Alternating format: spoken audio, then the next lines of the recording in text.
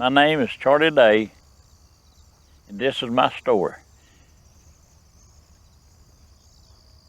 I was born June 10th, 1935 at the Ravens Rock, in the old cabin is built there where the lake is now.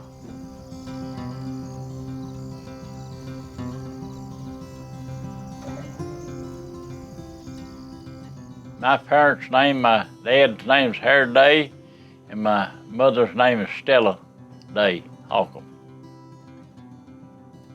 My oldest sister, she was born in the same cabin I was born in. Her name is Hazel Day. And next one was my sister was Louise and Polly Ann, and Shirley, 4 sisters. And I had 2 brothers, Harold Day Jr. and Eddie Wayne Day.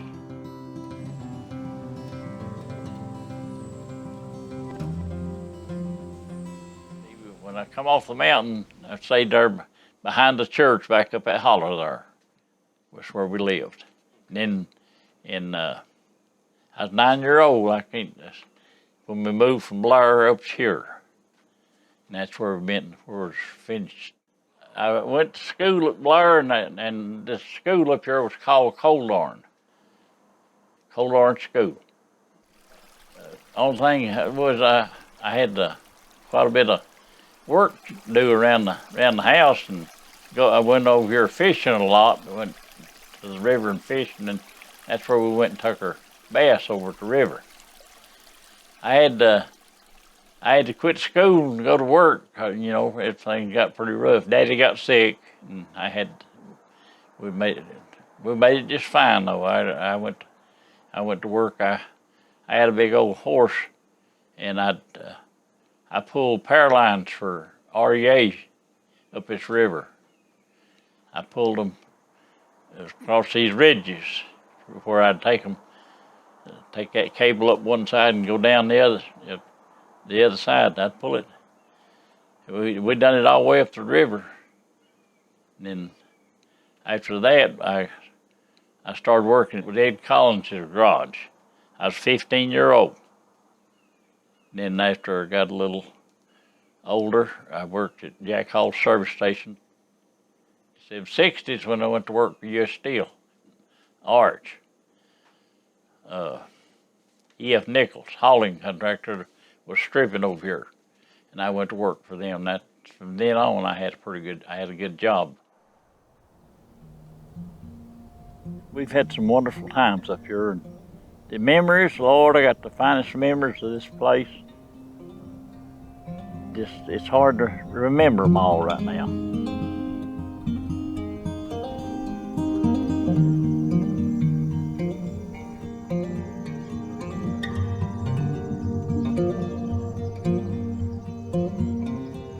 I love living here in these mountains, growing up in the mountains. I love going up to the Ravens Rock. It's so peaceful.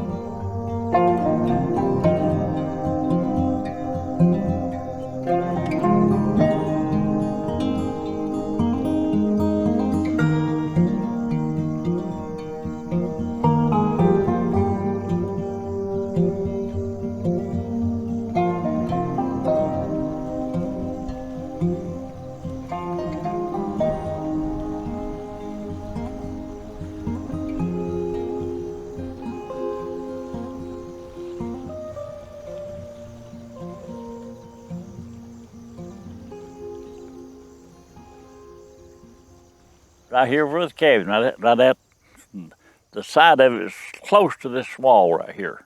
But it was a good sized cabin, but it you know, it was a big field out through there. And they back down there, a stream of water come out where they got their drinking water and they washed clothes. And you remember that big fence around that cabin, that paling fence, that's what they used to hang their clothes on. All I can remember was 2 big rooms and the kitchen was on this side of the, and it was big too. You know, it had to be a big kitchen. Like I was telling you about the fireplace and that thing, they used logs. I might be exaggerating a little bit on some of them logs, but I know some of them was probably a foot through, and it's 6 foot long, 5 and 6 foot long. And I remember 3 logs would do them in the wintertime a week. The bedroom there, Grandpa and Grandma, they slept in the front room, I called it there, where the fireplace was. The back room was all beds. And that big fireplace kept that thing warm in the wintertime. I remember one time we was laying there asleep in the bed. I was between my grandma and grandpa's, and the snow blowed in on me. I remember it blowing in and hit me through a crack. There used to be some big snows up here now. And they had a cook stove in the kitchen. No, I don't know, I can't remember the name of it, but an old cook stove. They hauled it up here in a sled. They had mules dragging lumber poles for wood, you know, and then they plowed. They had a good garden. They had chickens now. They had plenty of chickens. Now we had plenty of chicken and dumplings. They had chickens. Not many turkeys, but they had geese and ducks. Lord, they had plenty of them. We had plenty of eggs.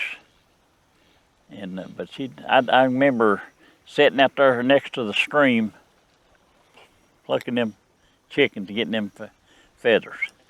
But I remember going out and getting them big goose eggs. And one's all I could eat, because I was little, you know. But the goose eggs, they about the size of 3 hen eggs, or maybe 4.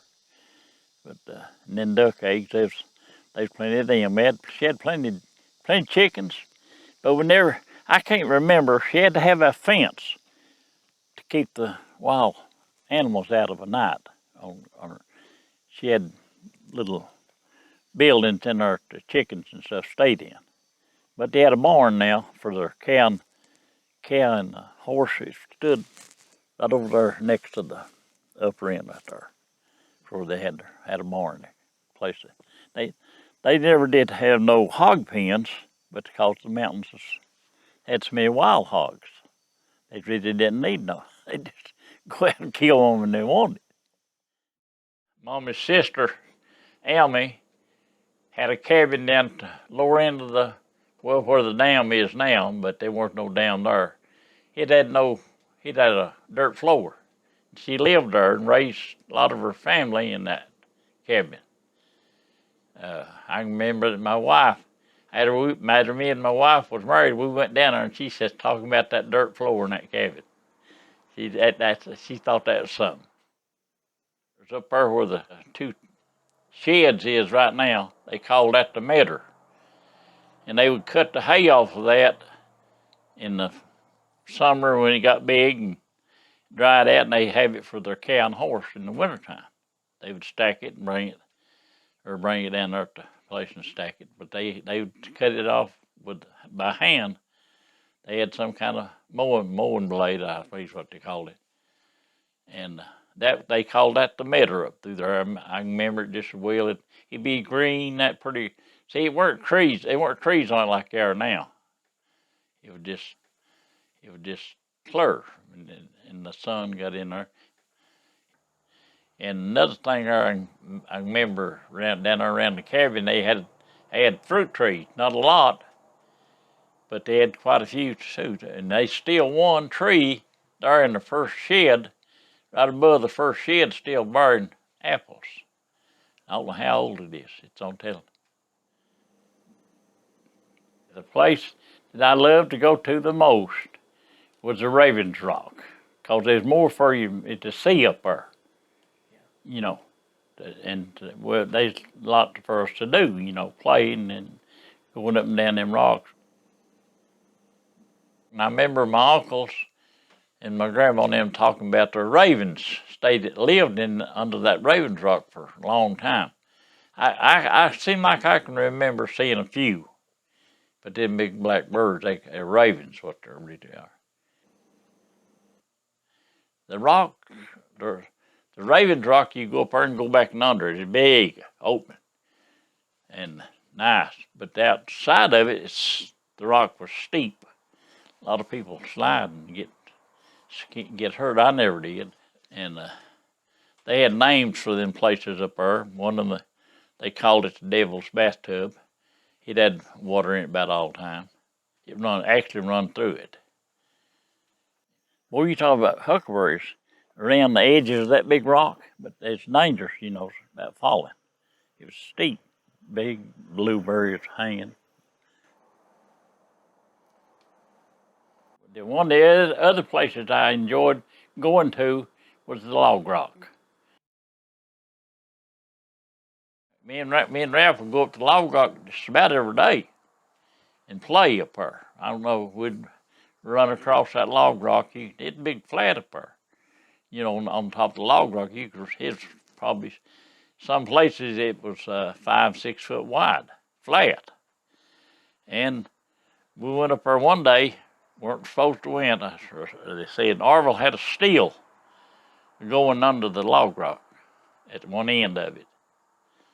And he liked to get at us for doing that. We was about 7, 8 years old then. He was ahead of going making that moonshine, he was. They made it to drink, I guess, for themselves. I got one that's sold in there, not to mine. We used to go up there and play a lot. That's one place we'd go to play. It's clean up there, you know. But I never seen so many huckleberries and blueberries as it grows where the rocks are, where it turned over the mountain. It'd be long, flat. Blue, it'd be blue at certain times, and around June.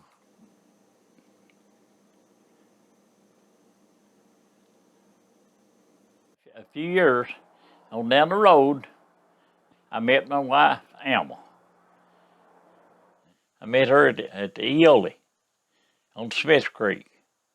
I had some kin folks. My daddy's sister lived up there on French Creek, and they had them big orchards, big grape vineyards and orchards. We'd go up there, and Daddy would, and they'd haul that stuff out there on sleds, and Daddy would take it and sell it for them.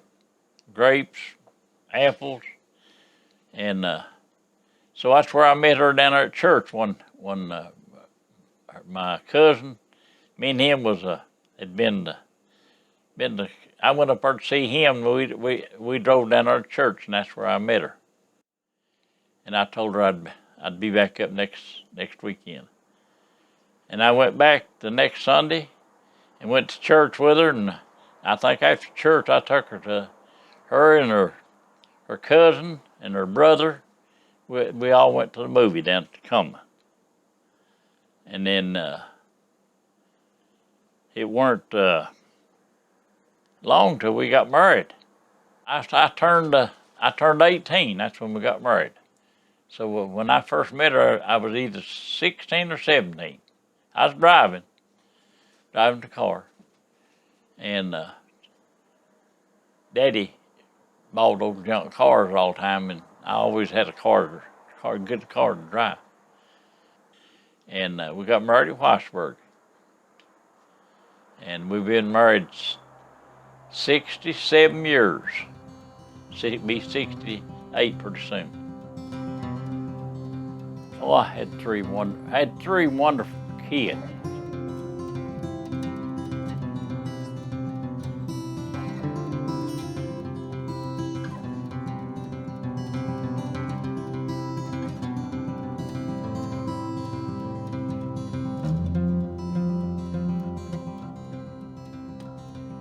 Davy, James, Sheila, 3 kids. Sheila got the cancer and lived 29 years.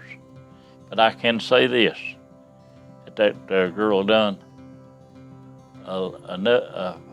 in 29 years she lived, she done what most women will do in a lifetime.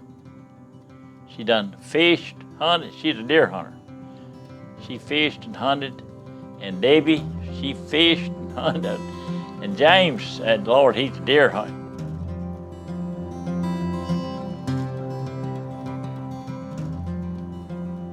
As a family, we used to go camping, fishing, and we had some wonderful times, I'm telling you, wonderful trips.